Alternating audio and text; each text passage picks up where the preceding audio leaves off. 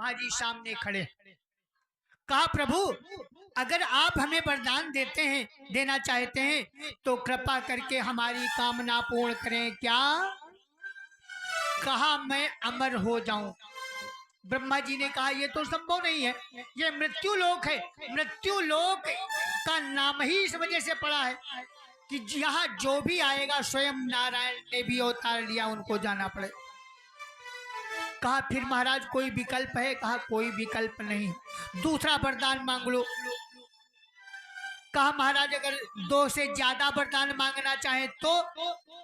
कहा 2 के बजाय 4 मांग लो, लेकिन मैं आपको अमर नहीं कर सकता। कहा ठीक महाराज ऐसा करो कि हम न किसी अस्त्र शस्त्र से मरे।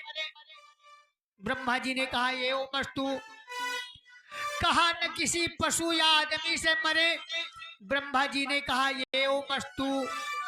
कहा न आकाश में मरे न पृथ्वी में मरे। कहा ये मस्तु। कहा न घर के बाहर मरे न घर के अंदर मरे। कहा ये मस्तु। कहा महाराज एक बात हो। कहा क्या? कहा किसी अस्त्र शस्त्र से भी मेरी मृत्यु न हो। कहा ठीक एवं मस्तु। कहा अभी कुछ बाकी हो तो मांग लो।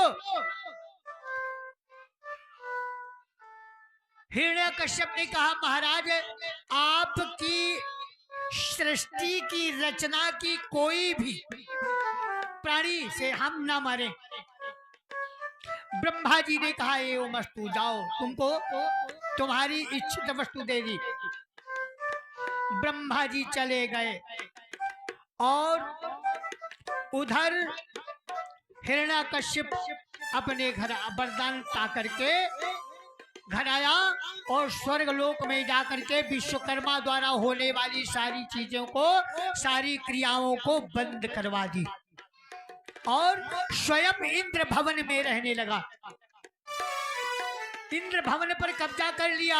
आदेश दिया कि जाओ जहां जहां सत्कर्म अनुष्ठान होते हैं सबको बंद करो। यत्र यत्र द्विजागावो वेदा वर्णाश्रमा क्रिया तम तम जनपदम जात संदीपयत भ्रश्यत। उसके अनुचर ऐसा ही करने लगे कि शुभयाचरण कतहु नहीं होई। शुभयाचरण कतहु नहीं होई। विप्रदेव गुरु पालन कोई। विप्रदेव गुरु पालन कोई। यही यही देश धेनु द्विज पावही। यही देश धेनु द्विज पावही। नगर गाँव पुर आगी लगावही। नगर गाँव पुर आगी लगावही।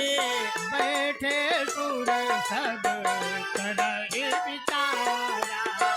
बैठे सुर सब करहि विचारा। कहा पाइय प्रभु करिय पुकारा। कहा पाइय प्रभु करिय पुकारा।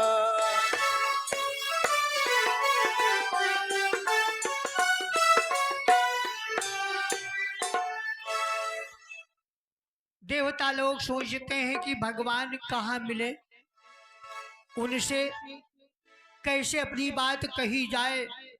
भोले बाबा थे, कहने लगे कि हरि व्यापक सर्वत्र समाना और प्रेम से प्रकट हो ही मैं जाना। कहने